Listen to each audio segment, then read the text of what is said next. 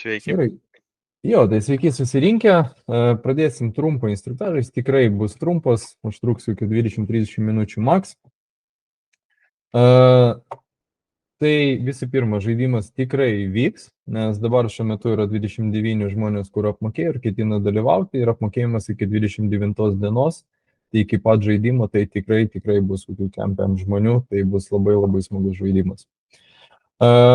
Vienas esminių dalykų iš pradžių, tai dėl aprangos kodo kol kas nesam tikri, ar nebus skiriamų juostų, greičiausiai, kad bus skiriamos juostos, nes beveik visi žmonės, kur šiuo metu užsiregistravo už Rangers.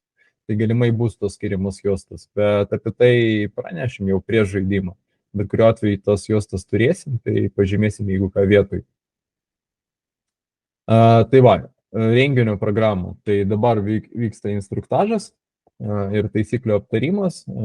Jau šeštadienį ateinantį atvažiuojat nuo 15:30 iki 16:30 vyksta atvykimas, registracija, ginklų chronavimas ir po to šiek tiek jums bus laiko nueiti iki pozicijų ir lygiai 5, nieko nelaukiant, žaidimas prasideda. Vėliau pakomentuosiu, koks bus pats žaidimas, kokia bus esmė. Tai apmokėjimai. Pirmas dalykas, tai bus ribojama amunicija, nestipriai, bet vis tiek, bus ribojama, kad būtų, protingiau, naudojami tie vepsai. Tai pirma klasė, jokių ribojimų nėra, tai gali turėti kiek norit dėtuvių, tik vienas yra niuansas, kad tos dėtuvės atitiktų, ten išvaizdą realių, tai ten M4 barabanų prie pistoleto negalima dėti, bet paprastų dėtuvių ir ilgų dėtuvių, ten pemšratų, glokinių, tai galima naudoti. Vėlgi, jeigu antros klasės ginklas, kur atitinka pirmą klasę pagal galingumą, tai ten irgi tas pats, kaip ir antrą klasę, 4 dėtuvės iki 480 BBS. Vėlgi, jeigu ten norėsit naudoti kokį orą, galbūt GBB su raudonom dujom bandyti, tai ten tiesiog gali turėti kiek norit tų dėtuvių ir tiek, dujinių ginklų dėtuvių mes neribojam. Vėlgi, jeigu jūsų dėtuvės yra ten mažos talpos, vėl kepai, tai irgi turėkit ten kiek telpa į amunicijos krepšelės. Tai šitoje vietoje, neribosim. Taip, Vitalij. Šitą klausyk, jeigu pas mums, pavyzdžiui, po 100 PM šratų, tai mes tik 3 dėtuvės galim naudoti, ne? Gaunasi. Taip, arba nepilnas pildykit. Supratau. 3-6 klasės ginklus, 3, 4, 5, 6 nebus naudojami šį žaidimą, tik 1-2 klasę. Jeigu labai norit atvežti kulkosvaidį, tai įsitikinkit, kad galingumas būtų kaip 2 klasės ginklo, bet kulkosvaidžio dėtuvės galit naudoti tik vieną. Šitoje vietoje ir jį gali būti didesnis talpos negu 480 BBS, bet tikrai ne 6000, ten 1000 BBS, sakykim taip. Naktinės fazės reikalavimai. Tai daug jokių reikalavimų nėra, svarbu turėti žibintuvėlius ir turėti tracerių. Nėra būtina, ten kažkokių NVG, goglų, terma, nėra būtina, turit valio, neturit nieko blogo, nes teritorija bus apšviesta gan neblogai. Žibintuvėlį privaloma turėti, nes jeigu jūs busit pašautas, tai reikia jo šviesti į limenę, kad visi matytų. Taipogi geri dalykai tie ciklopai, jo ten su raudona šviesa, kad jūs vėlgi matytų, arba ant šalmo tie, kur IR markeriai irgi vėlgi su raudona šviesa. Irgi geri dalykai, tiesiog, turėsit daugiau šansų, kad jūs nešers, kol ten eisit į mirtpeką ir panašiai, nes vis tiek bus naktis. Tai vėlgi, nukautas žaidėjas, jo įjungia raudonos spalvos žibintuvėlį arba šviečia į limenę ir juda į atgijimo vietą, šviesdamas tik savo po kojam, jeigu ten turi tą antrą kažkokį žibintuvėlį, kad neišduoti draugų ir priešų pozicijų. Šaudimo taisyklių. Taip, Vitalij. Šitą, Vanį, išklausyk, čia kai pataiko, kiek minučių stovėti ir, mediko, pavyzdžiui, laukti, ar iškart galima bus eiti ir mitveką? Ar čia standartai? Aš apie tai pakalbėsiu, jokių stovėjimų ten realiai nebus. Tai jeigu Gerdai klausimas apie tą patį, tai kai prieisim prie žaidimo aptarimo, tai ten pakomentuosiu. Jeigu ne, tai sakyk. Ne, biški norėčiau jeigu galima, prieš tai būsio punkto grįžti. Kaip supratau, kulkosvaidį galima naudoti antrą klasę, ne, su vienu barabanu. Taip. Nedideliu. Kokia taisyklė bus naudojama tada pastate antros klasės, ar su tokiu kulkosvaidžiu tu vis tiek į pastatą jau nebegalėsi? Tu galėsi eiti į pastatą, bet šaudimas bus įmanomas tiek pro langus iškišus ginklą. Nes tik automatinė ugnis, tai vis tiek su kulkosvaidžiu tokių, tai reikės turėti backupą, tai į pastatą tu galėjai eiti su backupu, ta prasme kulkosvaidį į šoną, išsitrauki pistoletą ir eini. Net jeigu ir pulimiotas turi pavienį, irgi pirmą klasę bus. Jeigu turi pavienį, varyk į pastatą, jeigu yra pavienė ugnis, jeigu yra tokia galimybė, gali eiti į pastatus ir naudoti kaip antros klasės ginklų. Suprasta, ačiū. Gerai, šaudimo atstumai. Pirma klasė 1 metras, antra klasė 5 metrai, antros klasės ginklas, kur galingumas kaip pirmos klasės ginklas, 1 metras. Šaudimai. Tai pirma, antra klasė pavieniai, automatinė ugnim galima tik pro langus. Jo? Iškiši. Ten nereikia, ten 1/3, tiesiog iškiši, kad matytųsi, kad niekas neužbėgtų, nes vėlgi bus naktis ir gali šaudyti. Iš antrų, trečių, ketvirtų, penktų, žinai, aukštų pastato, tai be apribojimų, žinai, galima ir iš vidaus šaudyti. Tai bus tik vienintelis pastatas, 8. Jo? Akla ugnis draudžiama, pif-paf taisyklė negalioja, bet jeigu jūs ten iš galo kažkur prieinat prie priešo, tai galite jam pasakyti, nusitaikius ginklą, kad jis yra nušautas. Tokių vėlgi scenarijų bus ir patartina turėti peilių, nes peilių irgi tikrai bus galima kur panaudoti, nes sakau, yra kur apšviesta, yra kur tamsu kaip šiknoj bus. Tai va, medicinos taisyklė. Tai šitą vietą, žiūrėk. Pagal scenarijų bus viena pusė, kur puola, jie tiesiog fobę atgyja, jiem nieko laukti nereikia. Nušauna, eina į fobą, atgyja, juda toliau kariauti. Yra pusė, kur gynasi,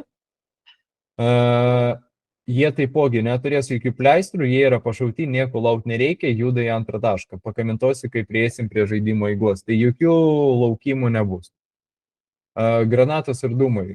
Galimos visas įmanomas granatos, pirotechninis iki 1 gramo. Abejojat, atsivežkit patį užtaisą, parodykit organizatoriam. Realiai visur pastatuose, kur vyks veiksmas, galios lauko taisyklė, išskyrus ten mažius kambariukus. Tai veiksmas bus angarai, tai išskyrus mažus kambariukus, didelis erdvėse, kur didelis tos patalpos, tai ten lauko taisyklė granatos galioja. 8 pastatas Rusys, maždaug irgi lauko taisyklė, nes ten yra tokie užkampiai visokiausi, žinai, viršutinis aukštos 8 pastato, tai ten irgi yra didelė teritorija. Kaip suprasti, žinai, ar lauko taisyklė ar ne? Jeigu viena siena, tos patalpos, kur jūs randatės, yra ten ilgiau negu 80 metrų. Jeigu nors viena siena yra ilgesnė, tai lauko taisyklė 5 metrai arba pataikymas žirnio. Pataikymai ir rikašetai visi skaitosi. Tai ta prasme, ar žirnius, ar kažkoks rikašetas, laukia, pastate, nesvarbu, pataikė jų šratas ar žirnis, nukauti. Jokių interpretacijų. Bus galimi skydai, tai skydai arba normalus, arba savo gamybos, kur atvaizduoja, žinai, tą normalų skydą, skydininkas nėra nemirtingas, tai granatas sprogusi arčiau nei 1 metras prieš skydą, skydininkas yra nukaunamas, už jo galioja granatos taisyklė, jo tai ten iki 5 metrų. Skydininkas gali naudoti tik 1 klasės ginklą ir čia netinka 2 klasės ginklas su galingumu kaip 1 klasė. Čia tik 1 klasės ginklas, ta prasme, tik pistoletas. Taip, Vitalij.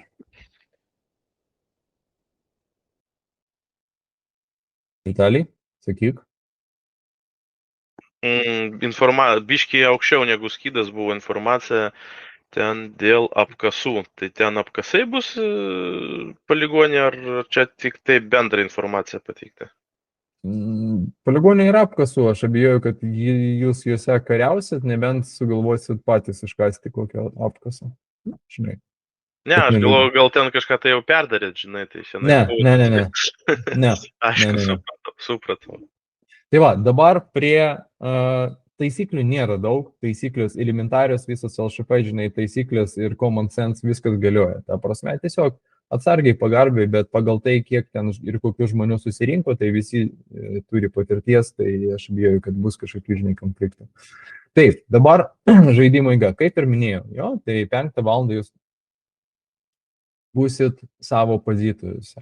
Tai žaidimas bus padalintas į 2 dalis. Jo? Tai pirma dalis vieni puola, kiti saugo taškus, po to apsikeičia pusėm ir tą patį. Žaidime mes fiksuosim, kaip greitai kiekvienas taškas yra užimamas, atitinkamai bus skiriami taškai. Tai šturmo žaidimai visi tokie, žinai, šiek tiek sportiškesni, tai ten bus tikrai nemažai judėjimų. Tai pradžia, tie, kas puola, jie pradės žaidimą 21 taške miškelėje, ten nėra nieko apšviesta, ten yra tamsu, jo, tai ten yra laikinas mертвяkas miškelėje ir jų tikslas. Per 2 valandas 15 minučių iš pradžių užimt 13 tašką, po to 11 tašką pastatą, po to tarp 8 ir 9 užimt. Užimimas bus ateiti, surasti pirotechninį užtaisą, įstatyti tam tikrą raktą, jums tos raktus išduosim, paspausti knopkę, bum, taškas užimtas.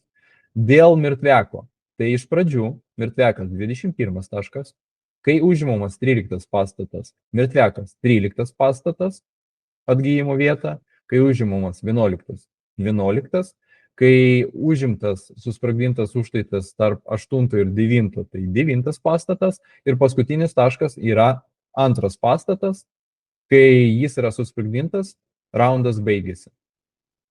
Kažkokių laiko ribojimų, per kiek laiko jūs turit paimti kiekvieną tašką, nėra. Tiesiog, kuo greičiau jūs paimat, kuo greičiau vykdot visas užduotis, tuo daugiau taškų jūs gausit. Ta prasme, jeigu vieni greitai pravarys, kiti greitai pravarys, bus vienas papildomas raundas, kaip ir tokia, žinai, galimybė komandai, kur surinko mažiau taškų, vis tiek laimėti žaidimą ir kad žaidimas nebūtų per trumpas, kad tikrai jums užtektų laiko nusikalti. Taip, Vitalij. Šitą klausyk, Vaniš, jeigu mes, pavyzdžiui, užimam ten, 9 pastate mūsų mертвяkas, mūsų išmuša atgal, mes atsitraukiam. Tai taip nebus, žiūrėk. Nebus, ne? Tie, kas atakuoja, jie turi be galo gyvybių. Ta prasme, tave nušauna, ateini, atgyji, toliau judi ir čia kiekvienam taške. Ta prasme, nušauna, ateini, atgyji vėl. Tie, kas gynasi, tave dabar pereinu prie tos pusės, kur gynasi. Tai jie pradeda žaidimą 13 taškas, jo, 13 pastatas. Jie gali būti ir laukia kažkur, mes neribuojam, žinai, kiek nuo to pastato galima eiti. Jie gali, žinai, bet kur būti, tiesiog jiem reikia saugoti 13 taške, bus užtaisas. Jeigu užtaisas yra susprogdintas, visi, kas dar gina 13 pastatą, pereina į 11 pastatą. Tai va, tu pradedi 13. Jeigu tave 13 pašauna, tu nueini iki 11 ir lauki ten, kol ateis priešas. Tau arčiau 11 judėti į šitą pusę link 13 negalima. Tai prasme 11, va šitą, žinai, sieną, viskas. Toliau jos tu gali pereiti, žinai, į 10 iš ten, bet toliau 11 tu negali eiti. Kai tave nušauna 11, išmuša jo, tu tada judi į ten 9 arba 8, nes tas sprogmuo bus tarp 8 ir 9. Bet tau judėti arčiau 9 negalima. Pult negalima. Taip. Supratau. Tada, kai išmuša tarp 8 ir 9, tu judi į 2 ir tu negali judėti nuo antro pastato toliau negu šešto pastato, kur yra šeštas pastatas šitą sieną ir elektrinė. Toliau elektrinės tu negali eiti. Tai O va taip. 16 laukas bus žaidybinis? Taip, taip. Tai gaunasi, jeigu išmušam jas iki, pavyzdžiui, mes puolam iki antro, tai jie gali ir 16 laukia, taške būtent. Taip, jeigu jūs nuspręsit, pavyzdžiui, flanguot per 16, tai gali jūs pasitikti.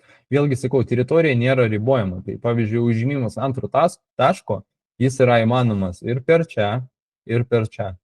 O gerai, Taipogi, o ten, kur šitą angarą eina, ten palik angarus, žemiau nusileisti tvorą eina, tai ten už tvoros jie irgi gali vaikščioti visur. Taip, tai visur jūs galite vaikščioti, visur jūs galite saugoti. Bet ten žemėlapio ten bus apibrėžta riba, iki kur jie gali ir iki kur mes galime.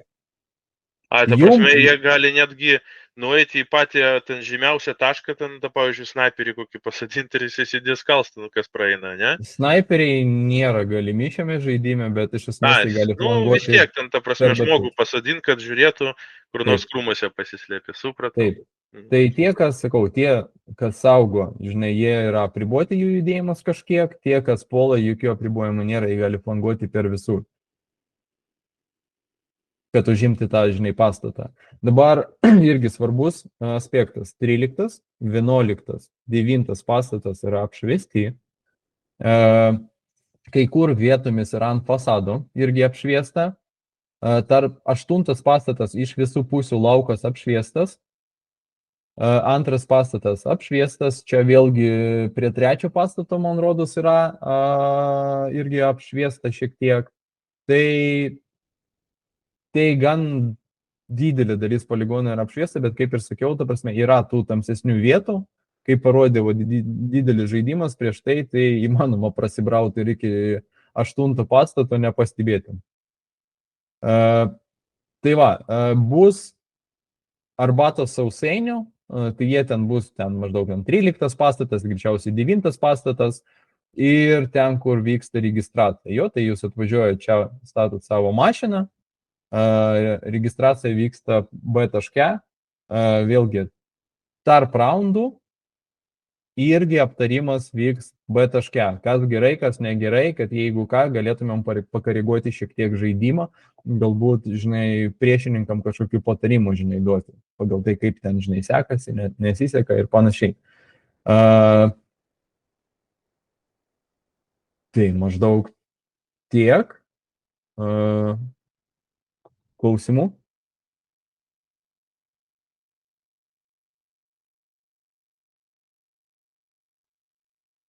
Nėra. Sakyk gerai.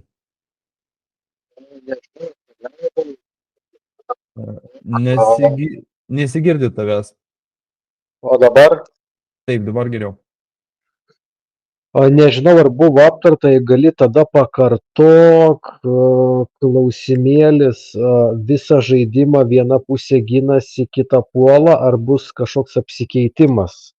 Taip, bus apsikeitimas, šitą jau minėjau, tai sakau, puolantyje jie turi 2 valandas 15 minučių užimti 13, 11, tarp 8 ir 9 ir 2.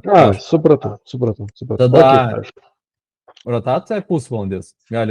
Ateinam prie B taško, išgeriam arbatos, greitai apsitariam, apsikeičiam pusėm ir tęsiam žaidimą. Kaip ir minėjau, sakau, ten sausainių arbatos bus ir kažkur vietose, tai kažkokius termasiukus būtų gerai pasiimti, kad žinai, kad vis tiek bus ten apie 0 laipsnių, gal šiek tiek šalčiau naktį, kad galėtumėt, žinai, atsigaivinti.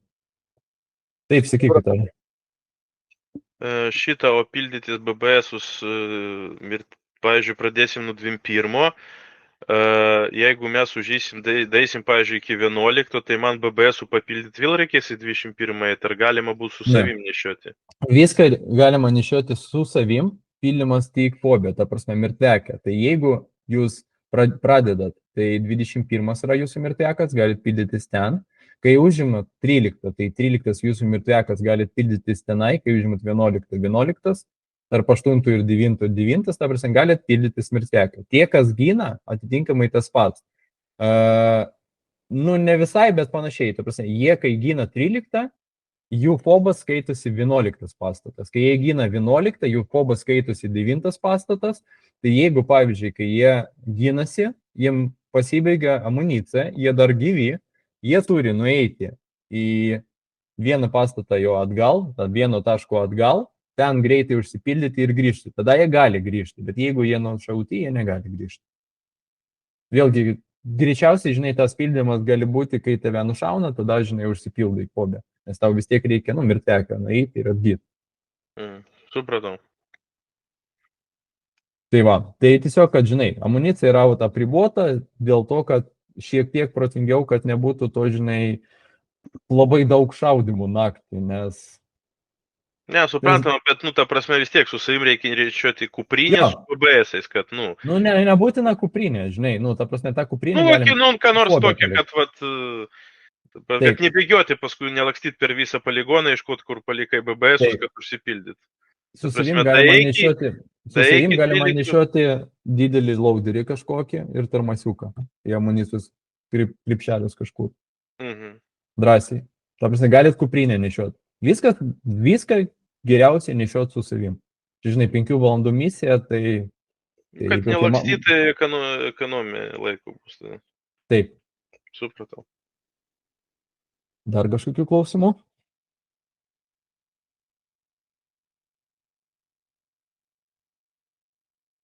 Super, jeigu dar kils kažkokių klausimų, tai nuo 15:30 iki 16:30 šeštadienį, kai mes atvažiuojam ir registruojamės, galit prieiti ir tuos klausimus išsiaiškinsim.